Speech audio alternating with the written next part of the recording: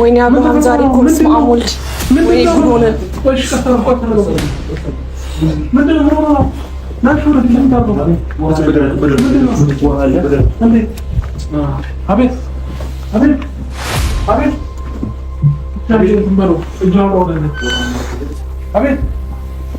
አብርሽ በጣም እየተወራጨ ነው። በዛ ላይ ምን ሆነ ነው? ቆይ መንገድ ላይ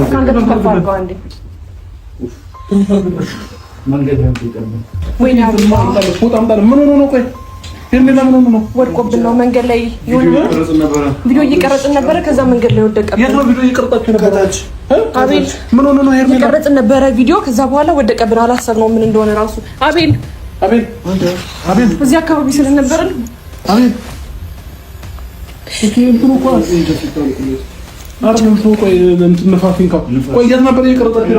እዚህ አካባቢ ቪዲዮ እየቀረጽን ነበር። አብርሽ ሳናስበው ነው የወደቀብን። አቤል ተማሪ ነህ? ተናገር አቤል።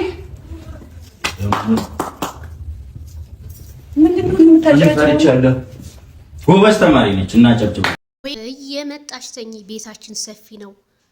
አቤላ ራሱን ስቶ የሚናገረውን አያቅም። ጉድ እኮ ነው። የሩታ እህቶች ዱዓ ጾለት ደረሰ። ገናውን እልል በሉ ደርሷል።